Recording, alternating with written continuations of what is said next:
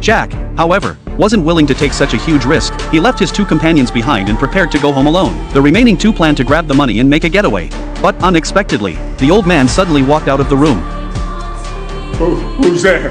This instantly terrified the two of them. Realizing things couldn't go on like this, Tom decided he couldn't keep up the act any longer. He explained that he had simply wandered in by mistake. But then the old man stepped on the lock lying on the floor, which instantly made him realize Tom was lying. Realizing his cover was blown, Tom had no choice but to make a threatening remark, and then fired a shot at the ceiling. But the old man, a retired Special Forces soldier, wasn't afraid at all. He slowly crept closer to him and seized the opportunity to grab his weapon. The old man asked how many of them there were. Tom glanced at his girlfriend beside him and said, "I'm the only one in the house," at that moment, and noticed the wrench on the floor. She had intended to grab it to rescue her boyfriend.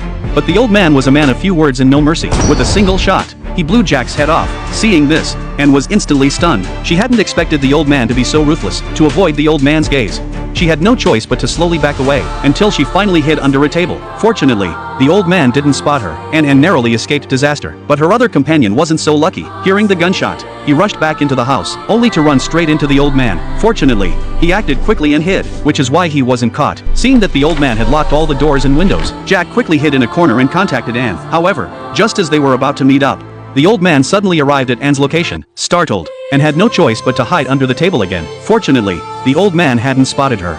Instead, he was checking the money in the safe. After confirming that the money was still there, the old man turned and left. Relieved, little did the old man know that the password he entered had been clearly seen by Anne, who was watching from behind. So, once the two successfully met up, and quickly entered the code to open the safe, and took the old man's $1 million retirement fund, they then prepared to make a run for it with the money. But the very next second, the old man suddenly pushed open the door, which instantly left them at a loss. Fortunately, the old man had only come to dispose of the body. To avoid arousing the old man's suspicion, they quietly backed away. But just then, the floor suddenly creaked. Hearing the noise, the old man quickly raised his pistol.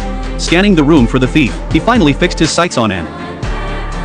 Fortunately, the old man didn't notice anything amiss, but the very next second, it turned out to be the deceased's phone ringing. So the old man turned off the phone and began disposing of the body. Once the old man left the room, they quietly slipped into the basement to see if there was an exit. But just as the old man finished disposing of the body, he suddenly caught a whiff of a sour, foul odor. When he saw a pair of shoes on the floor that didn't belong to him, the old man instantly realized there was more than one thief. So he quickly checked his safe, and sure enough, found the money inside was gone. This instantly sent the old man into a rage. He swore he would make these thieves pay a terrible price. Meanwhile, the two thieves searching for an exit in the basement unexpectedly discovered one of the old man's dark secrets. There was a young woman imprisoned in the basement. Jack didn't want to get involved and tried to drag the woman away, but Anne was determined to save her. She took the note the woman handed her. The newspaper article detailed a major case from years ago. Years ago, the woman accidentally hit and killed the old man's daughter.